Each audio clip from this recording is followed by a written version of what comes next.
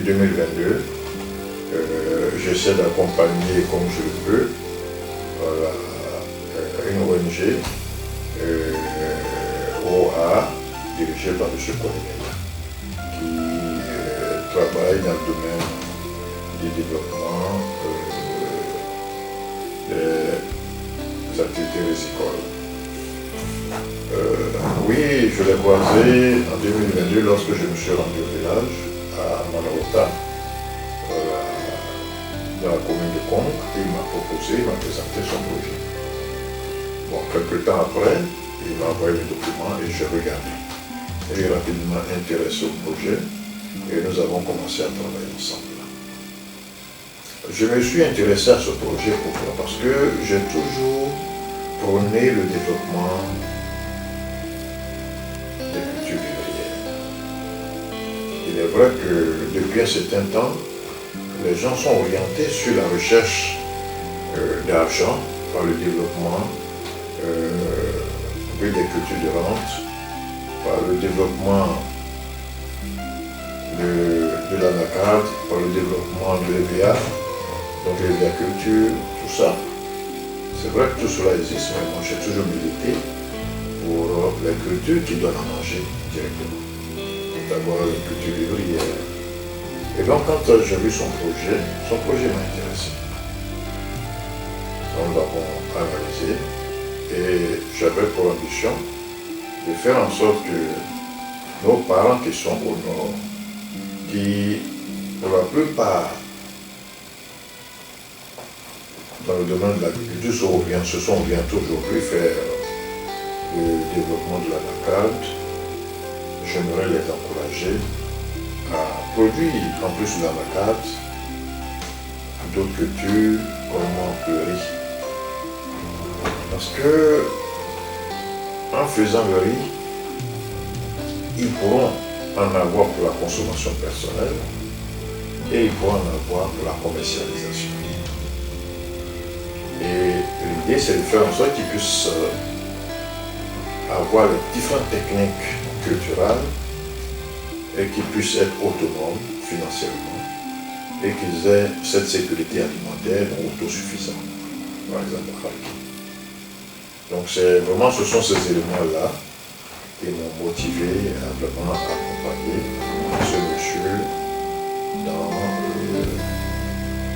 ses activités. Donc en 2022, par les conseils que je leur produis, et aussi par quelques soutiens modestes que j'ai pu leur accorder, nous avons pu payer des semences de plusieurs variétés de riz que nous avons sémées à Manawota. Il faut noter que c'est une zone où le riz n'est pas forcément développé, il n'est pas à fond. Donc il ne fallait pas le viser à fond. Il fallait faire en sorte que nous puissions les encourager aussi à s'orienter vers les activités rizicoles. Donc nous avions payé les semences. Après les labours, après en tout cas tout ce qui était comme activité préliminaire avant les semis, ces activités ont été réalisées. Et donc le riz a été sémé et ensuite il y a eu la récolte. Et après avoir récolté le riz, donc une bonne quantité a été conservée comme sémence pour les activités de l'année suivante.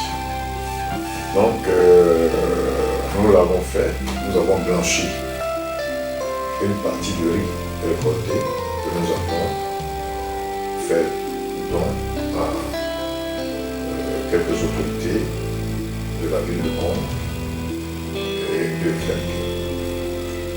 Et bon, les villageois aussi, ils auront pu bénéficier d'une certaine quantité pour leur autoconsommation. Mais notre objectif était surtout de produire de la semence, pour éviter d'aller acheter la semence pour les activités de l'année suivante. Et donc, nous avons eu la semence pour augmenter la superficie de riz cultivable pour l'année 2021. Le riz que nous avons récolté et que nous avons conditionné pour servir de semence a été conservé dans l'unité de blanchiment de riz de Ferguson, de Koderi de Ferguson. C'est le lieu de remercier tous les acteurs qui ont contribué à la réussite de cette action. Je voulais remercier le chef du village de Manonta,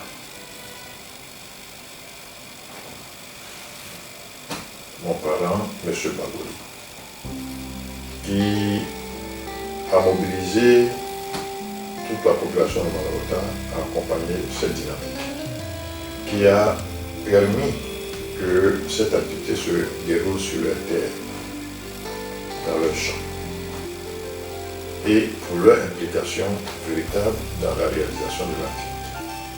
Je lui dis infiniment merci. Je voulais dire merci aussi à M. Koneyaya pour sa détermination. C'est vrai que pour ces genres d'activité, ça demande énormément de moyens. Mais sa détermination, son engagement ont été plus que des moyens financiers. Quand on veut, et c'est ce qui a été, c'est ce qu'il a fait, et c'est ce qui a donné le résultat que nous avons fait. Je voulais lui dire merci. À travers lui, je vais dire merci à tous ses collaborateurs de sa structure. Merci pour votre dynamisme.